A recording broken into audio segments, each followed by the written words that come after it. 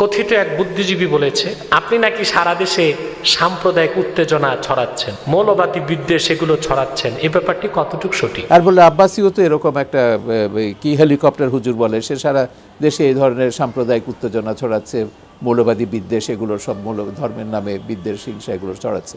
আরেক বুদ্ধিজীবী বলেছে, তার মতো টপ বুদ্ধিজীবী সাংবাদিকের সাথে আপনাকে বসানো উচিত হয় নাই। আমি মনে করি বাংলাদেশে যে সকল জীবিত কিংবদন্তি সাংবাদিক রয়েছেন, বুদ্ধিজীবী রয়েছেন, তাদের মধ্যে Shahriar one of the top 5।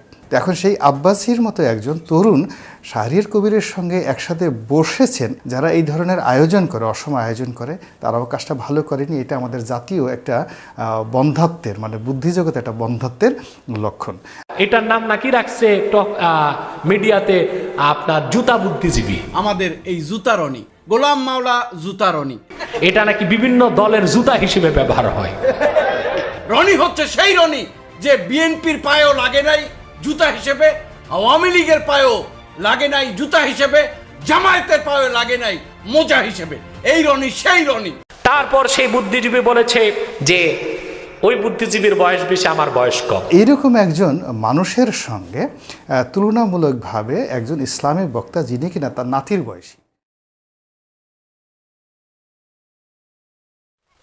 কথিত এক বুদ্ধিজীবী বলেছে, আপনারা জানেন সে বুদ্ধিজীবীকে, যে ইতিমধ্যে ধরাশায়ী হয়েছে আমার কাছে।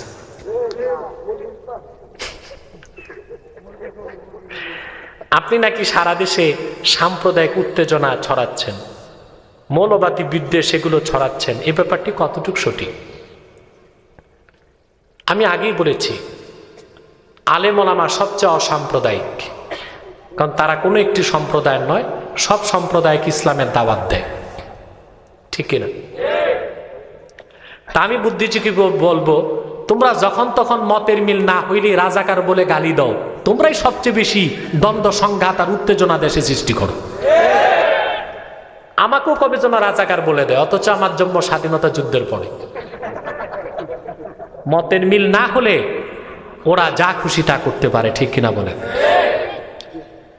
সাম্প্রদায়িক উত্তেজনা আমরা ছড়াই না, আমরা যারা কুখ্যাত কাফের মুশরিক তাদের অনিষ্টতা থেকে জাতিকে রক্ষা করার জন্য সতর্ক করি। আর তোমরা এই কাফের মুশরিকদের পৃষ্ঠপোষকতা দিয়ে দেশে শিরক কুফরকে ছড়াচ্ছ, ঠিক কিনা? মৌলবাদী বিদ্বেষ আমরা ছড়াই না, আমরা মৌলবাদী, আমরা চাই আরেক মুসলমান মৌলবাদী হোক, কারণ পরিপূর্ণ মৌলবাদী হওয়া ছাড়া তো মুসলমান হবার কোনো সুযোগ নাই।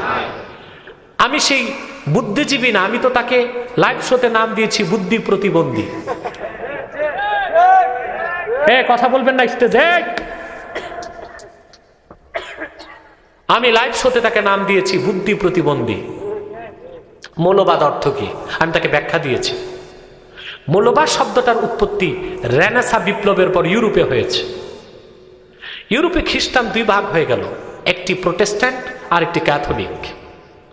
প্রোটেস্ট্যান্টরা বিশ্বাস করত আক্ষরিক অর্থে বাইবেল সত্য, ক্যাথলিকরা বলতো যে না, আক্ষরিক অর্থে বাইবেল সত্য নয়। আমরা বলি বাইবেল এখন কোনো অর্থেই সত্য না। তখন গোড়া খ্রিস্টান যারা প্রোটেস্ট্যান্ট, তাদেরকে ক্যাথলিকরা গালি দিল, ইউ আর ফান্ডামেন্টালিস্ট, তোমরা মৌলবাদী। এই মৌলবাদ শব্দের উৎপত্তি দুনিয়ায়, আর আমার দেশে বুদ্ধিজীবী নামের বুদ্ধি প্রতিবন্ধীরা সেই ইউরোপ থেকে মৌলবাদ শব্দ আমদানি করেছে খাঁটি মুসলমানের ক্ষেত্রে।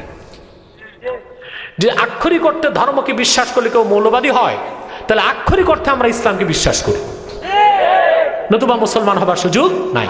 আমরা মৌলবাদী, তবে আমরা উগ্রবাদী নই। আমাদের কোরআন আর একটা গালি দেয়, ধর্মান্ধ। ধর্মান্ধ কাকে বলে? যে চোখ বন্ধ করে ধর্মকে বিশ্বাস করে। যদিও ইসলামকে আমি ধর্ম বলে খাটো করব না, ইসলাম একটা জীবন বিধান, কিন্তু ইসলামকে আমরা অন্ধভাবে বিশ্বাস করি, চোখ বন্ধ করে, যুক্তি ছাড়া। সেই জন্য ওদের ভাষা আমরা ধর্মান্ধ শুনলেও মনটা খুশি লাগে, আনন্দে ভরে যায়। চোখ বন্ধ করে যারা বিজ্ঞানকে বিশ্বাস করে তারা বিজ্ঞান অন্ধ, ঠিক কিনা? চোখ বন্ধ করে যারা নেতাকে বিশ্বাস করে তারা নেতান্ধ, কথা বলে না। চোখ বন্ধ করে যারা রাজনীতিকে বিশ্বাস করে তারা রাজনৈতিক অন্ধ।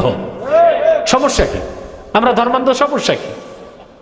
তবে আমাদের ইসলাম নিছক ধর্ম না, এটা জীবন বিধান, এটা দ্বীন। সুবহানাল্লাহ। মহাকাশের চেয়ে প্রশস্ত মুহাম্মদ সাল্লাল্লাহু আলাইহি ওয়াসাল্লামের আনিত দিন ইসলাম, ঠিক কিনা?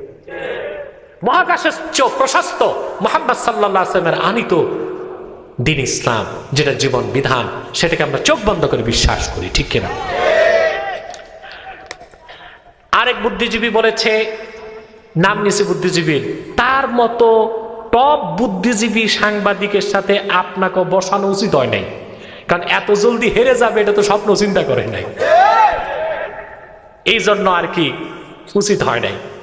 কারণ যুগের পর যুগ তারা আলেম ওলামাকে কোণঠাসা করার চেষ্টা করেছে, ঠিক কিনা?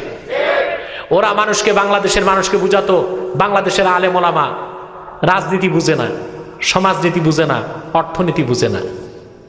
মুহাম্মদ সাল্লাল্লাহু আলাইহি ওয়াসাল্লামের গোলামের মাধ্যমে লাইভ শোতে প্রমাণিত হয়েছে যাদের কাছে কোরআন হাদিসের এলেম আছে, কোরআন হাদিসের এলেম যাদের কাছে আছে, বিজ্ঞান, অর্থনীতি, সমাজনীতি, ভূগোল, ইতিহাস, রাজনীতি সব তাদের কাছে আদর্শ লিপির মতো, ঠিক কিনা? গোমর ফাঁস হয়েছে, ওই কথিত বুদ্ধিজীবীর ইজ্জত পাঞ্চার হয়ে গেছে, এই জন্য তার চামুন্ডা আরেকটা, এটার নাম নাকি রাখছে মিডিয়াতে আপনার জুতা বুদ্ধিজীবী, এটা নাকি বিভিন্ন দলের জুতা হিসেবে ব্যবহার হয়।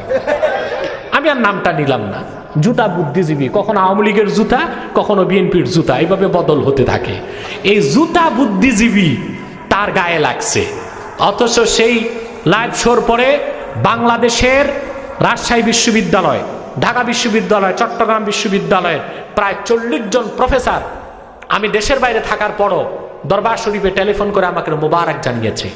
বাংলাদেশের বড় বড় আলেম, শেখুল হাদিস এবং মুহাদ্দিসগণ মোবারক জ্ঞাপন করেছে।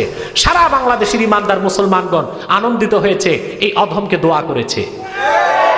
শুধু লেগেছে এক মৌলবীর আর লেগেছে এক এই জুতা বুদ্ধিজীবীর, তাদের লেগে গেছে, তাদের লাগায় আশায় আমাদের কিছু আসে না।